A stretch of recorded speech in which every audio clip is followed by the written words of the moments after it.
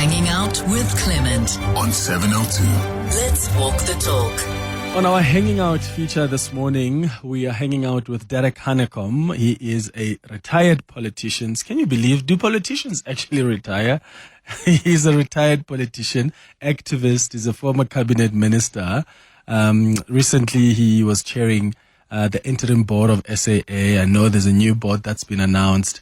But yeah, he is not only a former member of cabinet who has led in a number of ministries, but he's also someone whose personal history is deeply intertwined with the struggle for justice and democracy in our country. And I'm glad that he's going to spend some time with us this morning. Mr. Hanekom, thank you so much for joining us this morning. How are you? Hey, good, Clement, and good morning to all your listeners, your 702 listeners. Are you retired? Am I allowed to be retired? I've never had a politician say so. I'm mostly retired, and I think it's quite okay to be mostly retired. It depends really on what you do in your retirement and with your retirement. Mm-hmm. But my last kind of working session or working chapter was with SAA. But that, in fact, wasn't a full-time job. It was chairing the board. It's not like being a CEO. Yeah. It was good. I enjoyed it. And I think we achieved quite a lot in those 2 years. But that's come to an end. So now I am retired from any kind of remunerated employment, put it that way. Okay. I still do other things, obviously. And in terms of politics, are you still involved, or have you taken a break from that?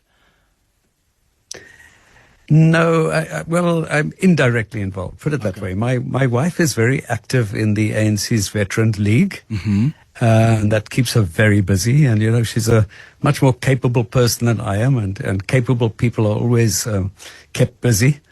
So I give her as much support as possible. But I'm not involved in any formal party structures, and I don't want to be at this stage of my life. Okay.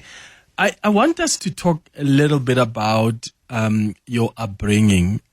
It's so fascinating. You grew up in Cape Town in an Afrikaner household.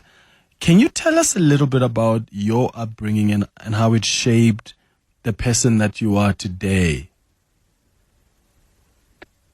Yeah, well, you know, I always try to figure it out for myself. You know, we can never really you can't put your hand on it properly. You know, what are all of us are the outcome of a variety of influences in our lives and circumstances, etc. So it wasn't quite an Afrikaner household. My mother was very English speaking, from England actually, came to South Africa just after the Second World War, married an Afrikaans speaking person, and at home she spoke English to him and he answered in Afrikaans. Initially in order to teach her to speak Afrikaans, but that just remained. So we spoke, and it all felt very natural. We spoke English to my mother, and we spoke Afrikaans to my father, and the siblings, we spoke English to each other. And then I went to a German primary school, just to, you know, throw some more confusion into my life. When I went to the school, no German in my family. I couldn't understand a word. I think, Clement, my grade 1 and grade 2, my memories are so vague. I think I was in a total state of confusion, not understanding what was being said. But we passed through that. And luckily, through having been to the German primary school, I can speak German fluently. From the German primary school, I went on to the Afrikaans high school. But your question was really on influences. Mm-hmm. Well, I think that there's always a house influence, a home influence from parents, influence from siblings.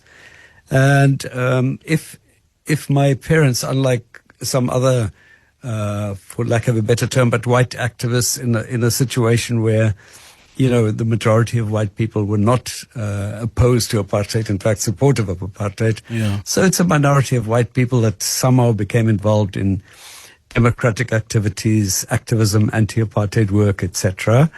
And I think you could speak to everyone and there'll be a slightly different story, but many would have come from activist families. In my case, I think it was just about values at home, being taught, no particular politics from my parents' side, but other than, being taught to respect people and to treat people respectfully.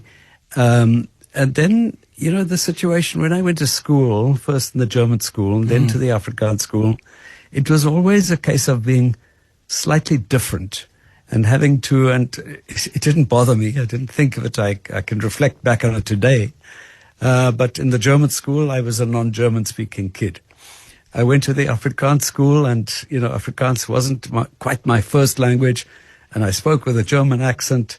And to crown it all, I was not a member of the NG Kerk, of the Dutch Reformed Church. I was Catholic. So that would have made me a kind of an outsider in many ways. And, it sort of shapes your personality, coping with being somewhat different. Yeah. Often makes you identify with more closely with other people who are somewhat different. Yeah. But also makes you, fight for your own space. And I think I got that at school largely by being very active in sport, going out of my way to, be friendly with people. So it wasn't something that was painful or difficult. But then I think real influences also happen, during school, having been one of a small number of Catholic kids at school. By the way, of course, we need to always say this: a white-only school, a school that had a small handful of Catholic kids, no Jewish, no black kids, obviously. And so the little group of Catholic kids had to go to separate catechism classes. And there I remember very clearly a Catholic priest that, gave us these catechism classes, having a profound influence on my political thinking, especially in later years at school.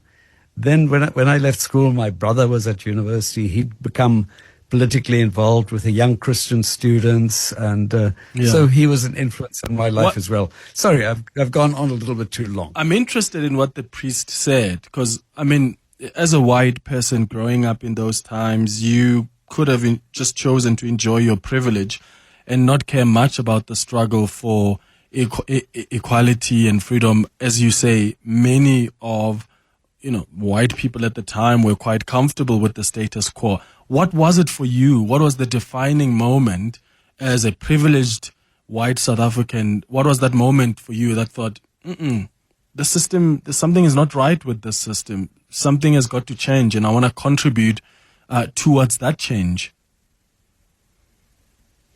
Hey, Clement, there are defining moments, and there are other times when you can't actually put your finger on the moment. And I'll touch one or two maybe defining moments. But in this case, the priest who gave us these catechism classes was clear, was progressive. He believed in liberation theology. So he obviously believed in the equality of all human beings. And in his teachings of, sort of theological teachings, if I can even call it that, preparing for your confirmation and so forth. He just imparted some of his values and some of his attitudes towards all people, that all people are equal in the eyes of God and are born equal, and then, it's people themselves that then place themselves above others and create an inequality, but all people are born equal, and that kind of belief one grew up with very strongly. Just after school, by the way, I went to university. I went to the University of Stellenbosch because that's where most of us went. I did law because law was a little bit better than, I started doing law because it was a little bit better than just doing a BA. I dropped out halfway through, and I knew I'm going in the wrong direction. This is not really what I want to do. And I wanted a bit of adventure in my life, and I went traveling. I borrowed a bit of money. I went abroad, and my intention was to come back the following year and just think about a little bit and maybe be a bit clearer about what I actually wanted to do.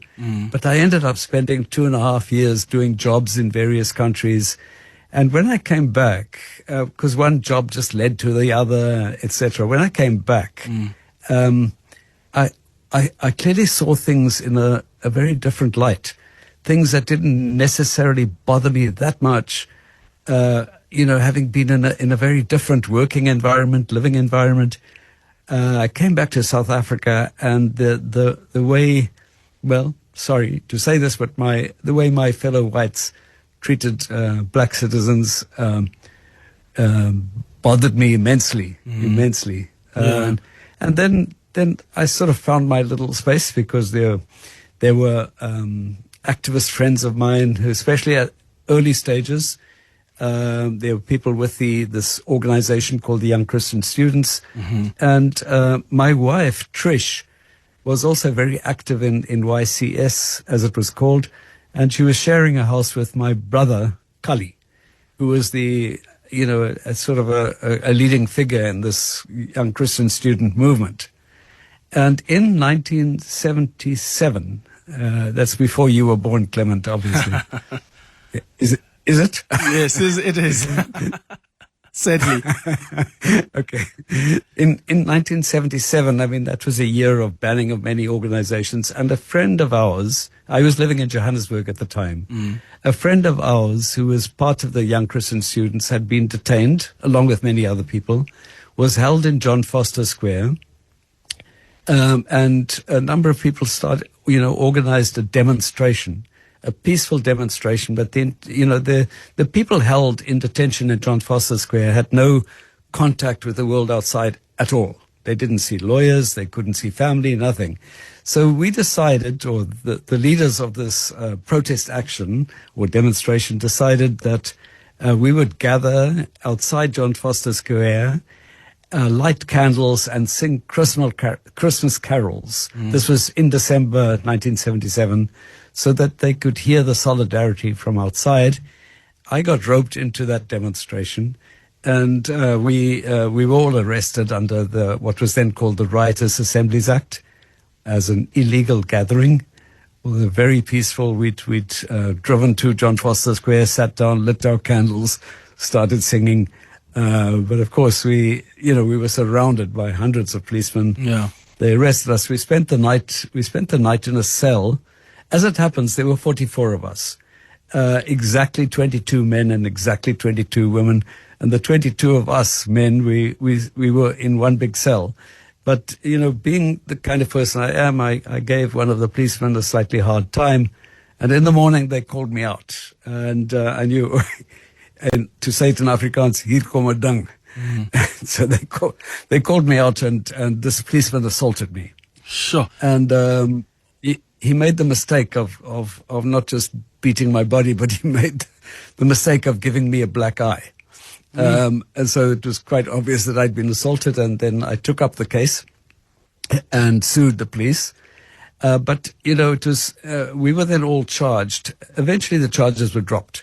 But during that period, because Trish, my wife, was one of the main organizers of this demonstration, we decided in the months that followed this December 1977 event, we decided that there's room for peaceful protest. It must continue, but on its own, it's just not going to achieve the downfall of the apartheid government. And we decided then, very quietly, that we were going to make connection with the liberation movement, with the ANC. Okay. And one thing followed after the other. But, these are some of the, you were asking about the defining moments. Yeah. So I would say that was one of the defining moments. One of them. Were you not did you not have in your community people that were frowning upon or against you, people who felt like, what are you doing? Why are you trying to be troublesome? Trish is very troublesome.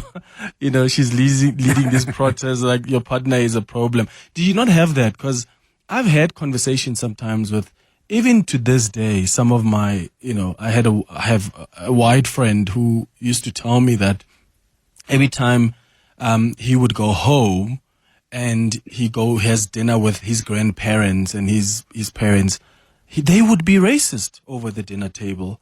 And they don't like the fact that he's very liberal in his views and in his assessment and, of the world. So he's very different to his family. And I mean, it saddens him, of course, but this is still his family. He goes down and he says, all I do during the dinner table, during Christmas is I end up fighting and just telling my grandmother, you cannot say that. He's gotten to a point where sometimes he doesn't even go home over Christmas because he doesn't like the conversations that happen over the dinner table, and they don't like also his political views. Did you experience something like that where some in your community felt, what the hell are you doing? Not really, Clement. I mean, it's very rough. I mean, it's a sad story because it's very hard when that is the case. But there wasn't that kind of crass racism in my family. But more importantly, I suppose you gravitate to a different kind of community. So the community that I was and social circles that I had then established, it was a very different kind of social circle. So there wasn't any. I didn't have to sit through sessions like your friend has to sit through with family, and my circle of friends were all on the left, to put it that way, if they weren't just simple hippies, like I was mostly just a hippie in any event, until Trish kind of, she's still troublesome, by the way, and she thinks I'm even more troublesome. But sort of, it's like young, 70s hippies, but with some kind of political consciousness, put it that way. Okay, got it. All right, we've got some of your favorite music here to play. So I'm going to start with Abdullah Ibrahim, Manenberg. Why is this special for you? So we farmed for 5 years in Johannesburg, and then we were arrested, and then we were held in Pretoria, and I was there for just under 3 years if you include the detention period. But in our cells in Pretoria, as was the case in Robben Island, you could listen to records in the evening, and it would be played through on the intercom to your cell. And but for 5 years on the farm, I'd hardly listen to any music. And there in jail, in the prison cell, we were listening to music every evening. And there was a big collection in the Pretoria Security Prison because there had been, you were allowed to buy a record a month. And there'd been, a long history of political prisoners in the Pretoria Central Prison. And so there was a huge collection of long-playing records, put it that way. And that's where I first discovered, who was then called Dollar Brand, Abdullah Ibrahim. And Manenberg somehow just did it for me. I really loved Manenberg, and I still do. Mm-hmm. Good morning, Clement. Katya from Fairview. I think Mr. Hanekom, he's one of the excellent people we have here in South Africa in public. He's well respected.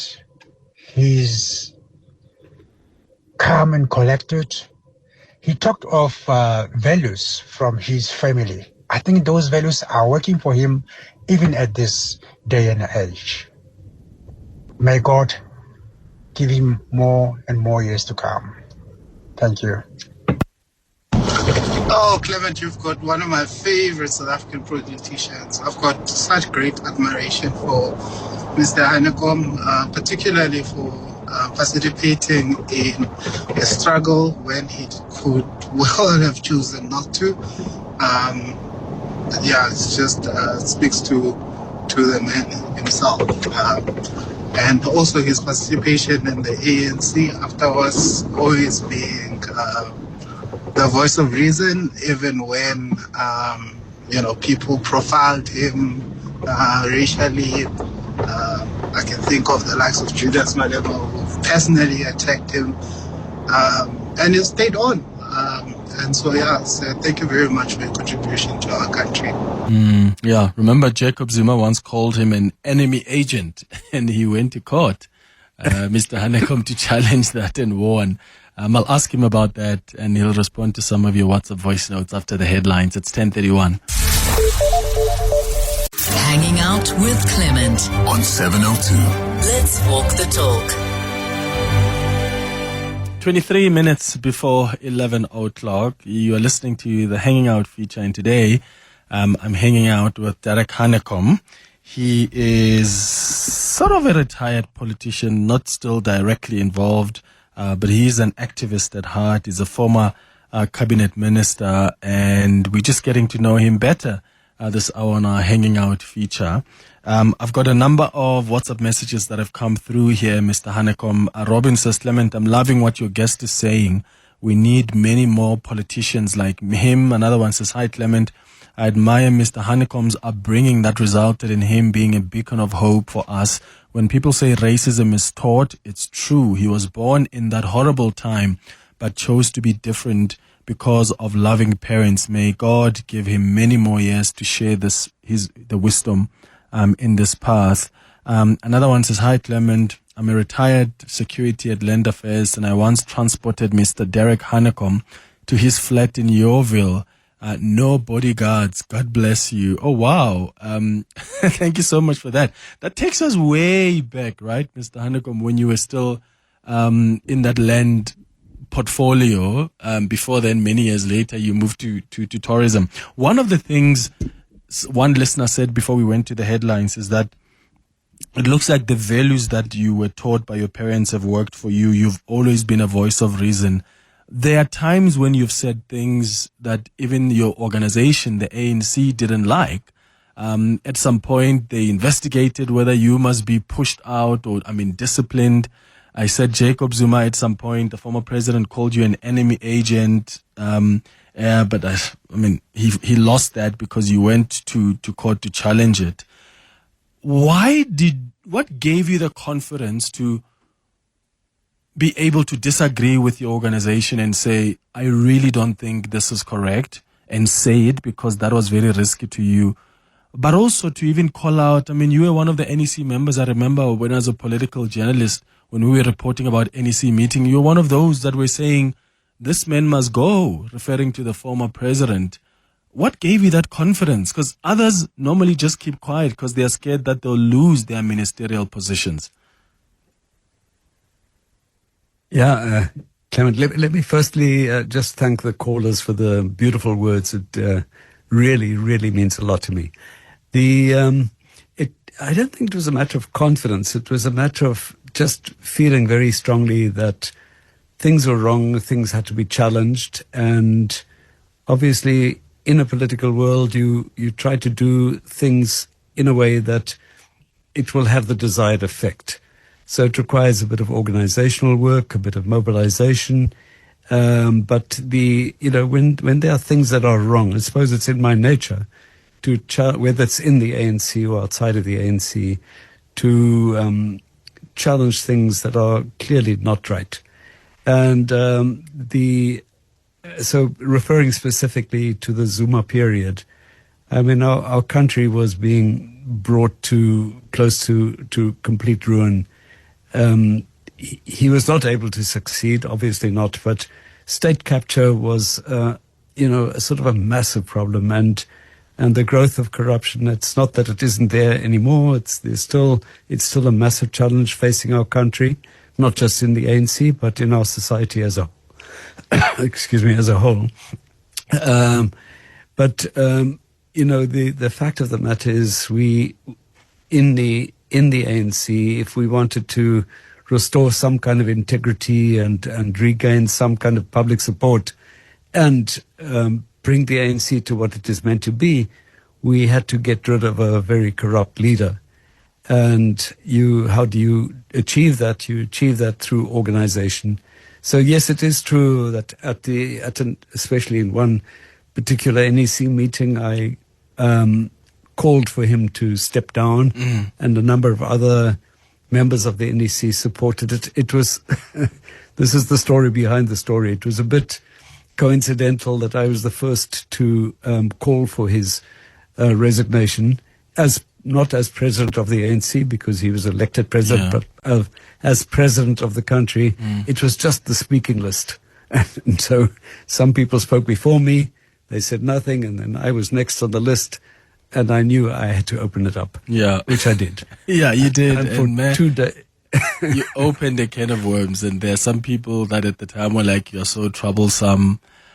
Even when you were having conversations, I remember in Parliament about a motion of no confidence in the former president. Yeah. And I remember then the ANC wanting to take action against you as well. What are your reflections on this organization right now? I mean, you keep saying we, the ANC. I imagine you are still a member of the ANC. I imagine you still support the party. Correct me if I'm wrong, but also I'm interested in your reflections of the organization right now. Well, yeah, I am still a member of the ANC, a paid-up member of the ANC. I'm not an active member of the ANC, but I certainly support the work that my wife does in the Veterans League, and I think there are some leaders of great integrity in the Veterans League. We've become personal friends with the president of the Veterans League, Snooki Zikalala, whom you know, Clement. I'm sure you know him well. What are my feelings about the ANC? Well, I'm certainly not uncritical. I think the efforts to, I use the word with some hesitation, the renewal of because this becomes jargon. You know, the renewal process is not something that just happens, but the efforts to improve the ANC, to deal with the problems in the ANC need to be ongoing, because what happens in the ANC matters to the country. For me, it isn't about fixing the ANC for its own sake. No, not at all. No matter how important the ANC has been in my life, it's about what happens to the country. And it's about what the ANC can do to fix the problems in our country. Well, a dysfunctional ANC, an ANC that is a bit riddled with corruption or has, strong elements of corruption in it, is much less able to address some of these big societal challenges. And that the ANC has a wonderful constitution. Everyone should really read it. And the aims and objectives of the ANC, I strongly, strongly believe in them. But I also know that many things have gone wrong in the ANC. I'm not going to do what Malusi Gigaba did the other day and launch on an attack of the ANC or start attacking the ANC. But I think it is, sort of common knowledge that there are problems within these problems, and the leaders of the ANC are also aware of these problems. Yeah. Again, to repeat, I think what matters and what happens in the ANC, including the leaders that they elect, affects the country quite profoundly. Mm-hmm. So, what happens in the ANC matters to the country. Mm-hmm. And of course, there are several leaders of the ANC that have reflected frankly around the state of this organization. What about the GNU? Your assessment so far? Well, I think it's a good development insofar as the ANC did not get an outright majority. I think there are a lot of sort of myths, not myths about the GNU, but sort of almost wrongly portraying it. It's not as if people voted for a government of national unity. They did not, and that's somewhat wrongly presented in that way. People voted for their own parties. They wanted their own parties to become the majority. It didn't happen. And the best solution was then to create this coalition of political parties, the government of national unity, and it was the right way to go. And I believe could be, if it functions properly, could be a very good development in South Africa's, in the political landscape in our country. When I first entered government in 1994, there was a government of national unity. It sort of broke up in the middle of that term, but at this stage, the issue really is keeping it working, and people being able to set aside their own political agendas, which is never easy. When you come from a political party, your political party made you a member of parliament. Your first allegiance is often to the political party, but these leaders have to persuade their political parties that South Africa's interests must be put first. Yeah. Our first concern must be about South African citizens. So I get worried when the government of national unity gets a bit shaky. I I'm glad that it's withstood some of the challenges it experienced a couple of months ago. And I hope it remains like that. At this stage, you've got the government of national unity, and you have a national dialogue side by side. Mm-hmm. The big question really is, can even the political parties that are now in the government of national unity find unity of purpose when it comes to a national dialogue? Do you think, because often now we see other leaders of the ANC exploring even what other options would have looked like, do you think this is better than what we could have seen maybe with partnering with the EFF or partnering with the MK party? Infinitely. I think the MK party is just an offshoot of the ANC, and it's a party of thugs, to put it bluntly. And a lot of the people who became active in the MK party were people who still face very serious charges against them, who left the ANC and obviously took a number of votes from the ANC. But I think it was a good development for the ANC. Okay. You should be, if there is a government of national unity, it should also be unity amongst those who don't necessarily agree on everything. But it can't be, uniting with people who are openly supportive of corruption or openly defiant of our constitution. There has to be some kind of, some sort of bottom line principles. You can't say this constitution, doesn't suit us, but we will join the government of national unity anyway, when the point of departure for this country and for the government of national unity has to be respect for the constitution. What about the EFF? Well, EFF was also reduced to a much smaller party now. I welcome the fact that the EFF is, to some extent, I think, maturing. I know I'll be, once again, knocked very hard for saying this, but I think some of their behavior in Parliament was actually quite despicable, quite immature, childish, juvenile, disruptive of parliamentary sessions. That can't be, and then somebody like Julius Malema, he's probably, is he 15 years older now than when he first went into Parliament? And I'm sure he may well feel a bit embarrassed himself about some of their behavior when they first went into Parliament. Yeah. I think there has to be a seriousness in the amongst the partners in a government of national unity. Mm-hmm. And I think some of the behavior of the EFF members still, makes that kind of unity difficult. Okay. But one would certainly hope that there'd be, a sort of a developing closeness, even, with organizations like the EFF. I do think it is more difficult with the MK party because the differences are so vast. Okay. It's 10 minutes now before 11 o'clock. Kevin in Joburg, I'll start with your call after the break. Hanging out with Clement on 702. Let's walk the talk. 7 minutes before 11 o'clock, we're wrapping up our Hanging Out feature with Derek Hanekom. Let's go to your calls now. Kevin, you're calling from Johannesburg. Good morning. Yes, hi Clement, hi Derek. Sure. Nice to speak to you. I just want to reminisce a little bit. I was very good friends with Cully, Derek's brother, and what a marvelous man. He influenced my thinking as a young person greatly. And in fact, I run a non-profit organization now dealing with social justice issues around masculinity and so on, and fatherhood. But we used to work at Norwich Life together back in the late 80s. And I got to meet Derek actually once in the offices when Cheryl Carolus was still there. And I know Derek will remember her fondly too. But yeah, unfortunately, Cully's passed, and I was very sad to hear of his passing. I saw him in Fishhook about a year before he passed, because he was down in Fishhook in Cape Town. And but I just wanted to pay kudos to him. He was a wonderful man, and I think a reflection on their family.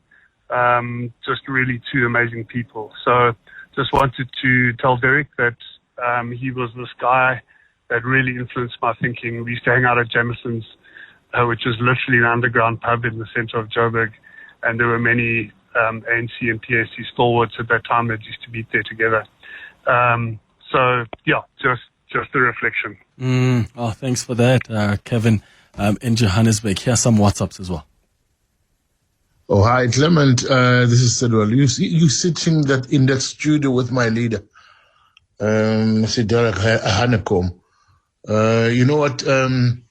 He's a true leader indeed, because I remember during Zuma's tenure, he was fired because, he was firm about what he thought was not right. The corruption, and all sorts of things that were not right. Thank you very much. Thanks, my leader. Good morning, Clement. Good morning to 702 listeners, and good morning to you, Mr. Hanekom there. Clement, thank you very much for bringing Mr. Hanekom on board, my brother. That man is having an integrity. That man, he was one of the deployees of the ANC, that he never had any quarrels, any scandal as the deployees that are in the current cabinet now.